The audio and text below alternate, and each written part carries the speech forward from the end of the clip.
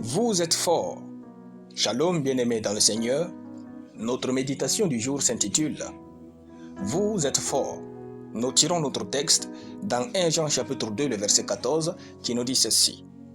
« Je vous ai écrit, jeunes gens, parce que vous êtes forts et que la parole de Dieu demeure en vous et que vous avez vaincu le malin. » Alléluia.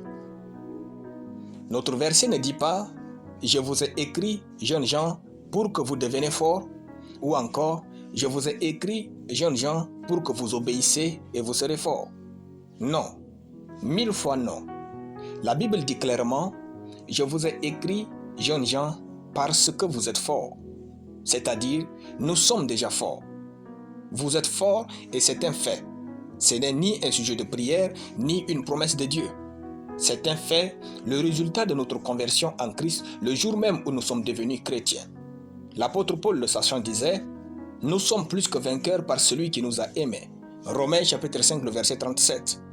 Nous sommes forts et c'est une vérité que nous devons porter en nous comme nous portons notre nom. Cela doit être évident en nous, si évident que nous le proclamons.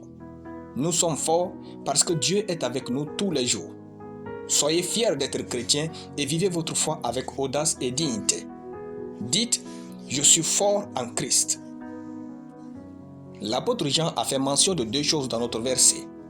La parole de Dieu demeure en vous et vous avez vaincu le malin.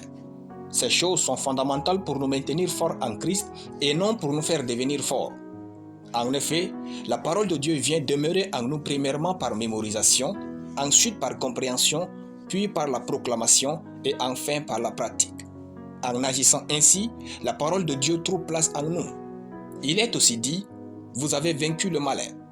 L'apôtre Jean n'a pas dit « Vous allez vous battre avec le malin et vous le vaincrez au nom de Jésus ». Il n'a pas dit non plus « Vous prierez beaucoup et vous vaincrez le malin ». Non, Jean dit plutôt « Vous avez vaincu le malin ». Le temps de conjugaison est le passé composé, c'est-à-dire c'est du déjà accompli. N'allez pas créer un ring pour vous le malin. Le malin est très malin, il vous aura. La victoire de Jésus sur le diable nous appartient légalement et totalement. C'est pourquoi Jésus a dit « En mon nom, ils chasseront les démons ». Marc chapitre 16, le verset 17. Nous les chassons parce qu'ils sont déjà vaincus. Il dit aussi « Voici, je vous ai donné le pouvoir de marcher sur les serpents et les scorpions et sur toute la puissance de l'ennemi et rien ne pourra vous nuire. » Luc chapitre 10, le verset 19. Si vous savez que vous êtes fort en Christ, rien ne pourra vous affaiblir. Dieu nous a créés forts en Christ. Vivez comme étant fortifiés par Dieu lui-même. Alléluia. Nous allons prier. Merci notre Père Tout-Puissant pour ta parole dans mon esprit. Je confesse que je suis fort et puissant au nom de Jésus. Amen. La lecture biblique en une année, Apocalypse chapitre 22. Soyez bénis, c'était le pain du ciel.